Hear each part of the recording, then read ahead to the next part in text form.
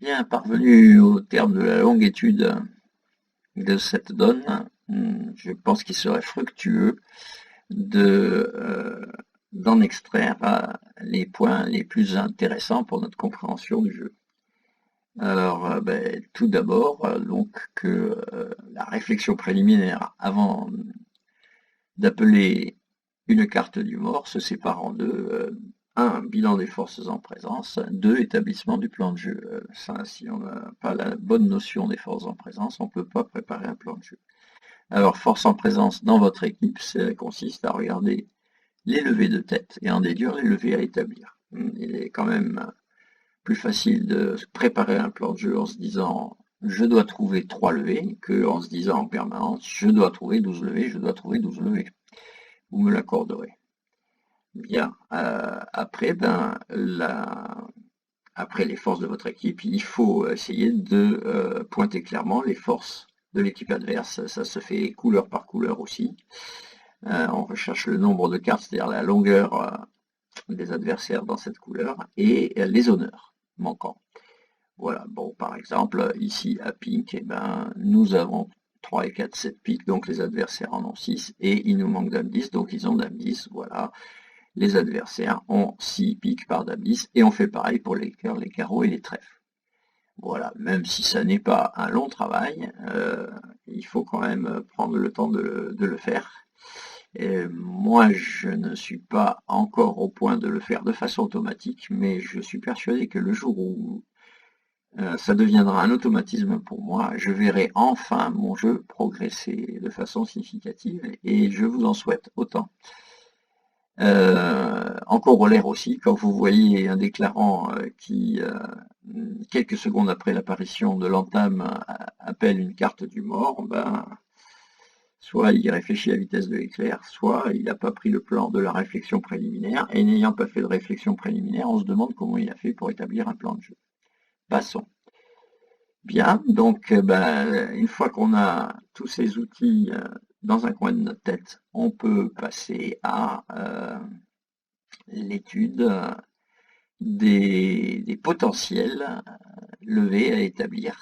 Et ça, vous avez deux sortes de levées, les levées d'honneur et les levées de longueur, qui se déduisent de votre réflexion préliminaire. Par exemple, ici, après avoir vu que les piques étaient au nombre de 6 par dame 10 chez les adversaires, vous en concluez que le valet de pique fera peut-être une levée d'honneur si la dame est du bon côté, et que le 2 de pique fera peut-être une levée de longueur si les piques sont 3-3. Par exemple, ici, il n'y était pas, mais il y avait une levée potentielle d'honneur.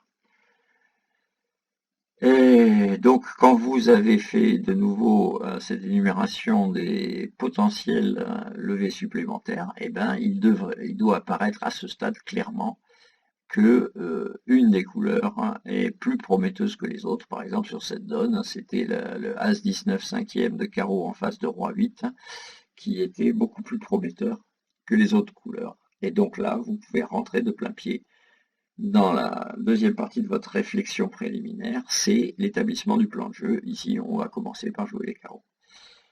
Ensuite, l'autre outil, donc, c'est en face de deux méthodes pour établir une levée, essayer de sentir laquelle a le plus de chances de réussite. Par exemple, ici, c'était entre faire du valet de cœur une levée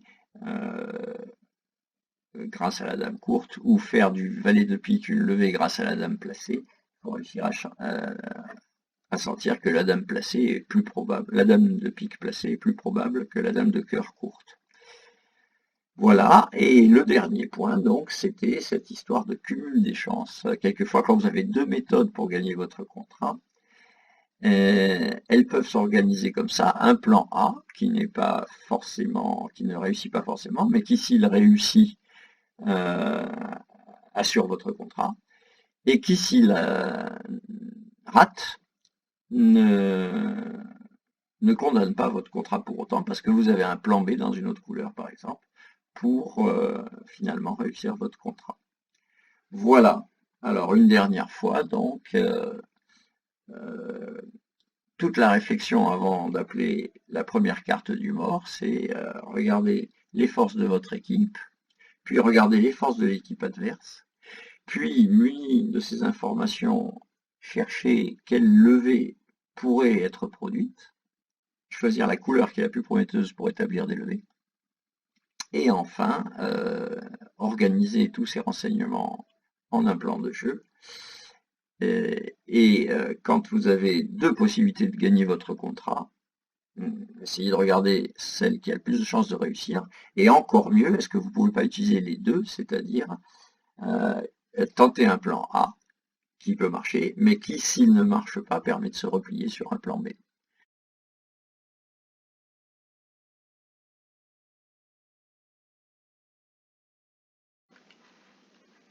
Allez, pour terminer, je ne résiste pas à tenter de tordre le cou à un autre fléau des clubs de bridge, la politique du résultat.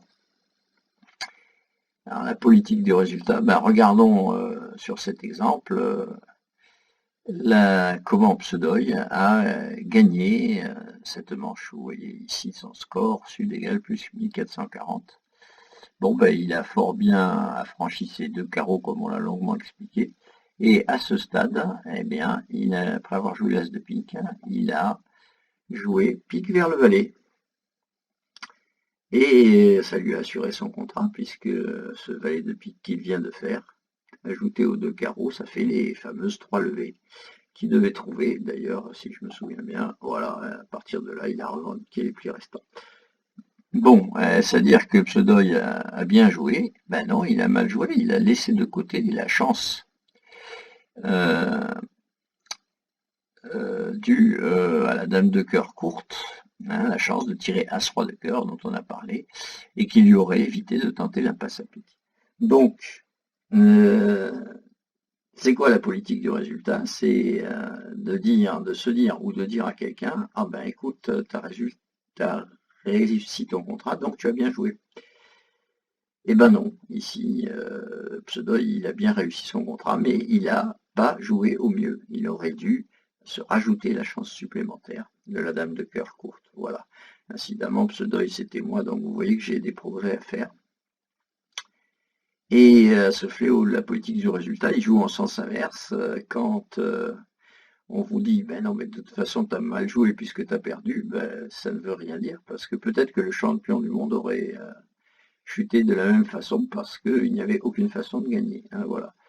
Donc, lutter contre la politique du résultat, c'est apprendre à séparer le fait qu'un contrat a été réussi ou chuté du fait qu'il a été bien joué ou mal joué.